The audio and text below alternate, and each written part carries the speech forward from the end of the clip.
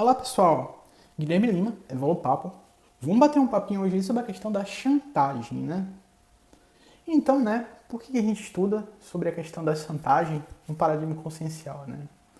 Eu diria, né, que a ideia básica é que pra gente, né, não se tornar vítima facilmente, né? E eu diria, né, que há casos em que a pessoa ela pode realmente negar uma chantagem pagando para ver, né? A outra opção seria justamente aderir, né, ao termo da chantagem, né? Você tem, né, vários casos bem registrados na internet da questão da injustiça, do abuso de autoridade, partindo, né, da chantagem por parte de autoridades, né?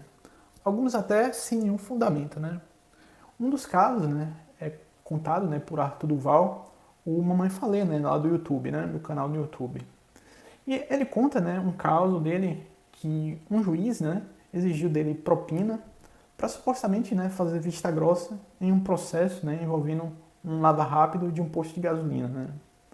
Ele também conta, né, uma outra história de um fiscal que deu uma multa aleatória, né, por uma desconformidade às normas, mas contudo efetivamente dentro das normas, né.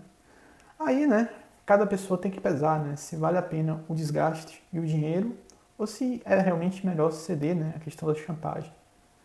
E no caso do Arthur Duval, né, se eu não me engano, ele pagou para ver, né, e terminou gastando mais, né, se desgastando mais com todo o processo, né, o desgaste de um processo judicial, pagando advogado, ainda tendo que ser constrangido, né, a testemunhar injustamente e o caramba, né.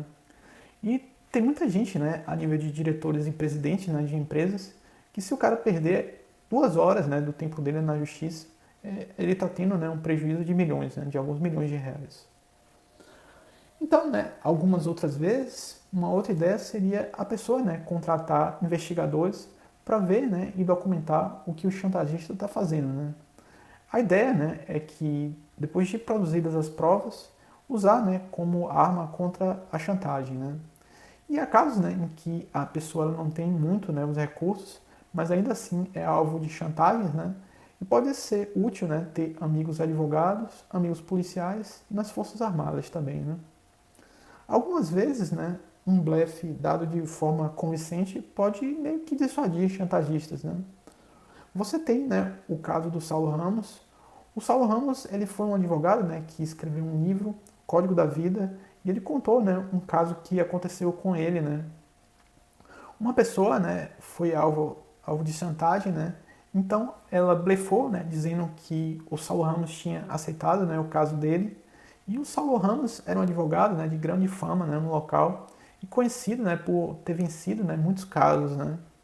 Então, a pessoa, né, conseguiu dissuadir o chantagista simplesmente pelo blefe, né. Algumas outras vezes é possível também, né, fazer o uso do parapsiquismo para parar, né, o processo de chantagem com a pessoa, né, dizendo algum podre, né, do passado do chantagista ou algo, né, que só esse chantagista saiba, né, sobre a vida dele, né. E poucas pessoas elas têm capacidade de fazer isso, mas existem pessoas que têm de fato essa capacidade, né, de fazer uma leitura parapsíquica do outro, né. Inclusive, né, falar nessas coisas íntimas, né, do próprio chantagista pode até mesmo parar, né, o chantagista.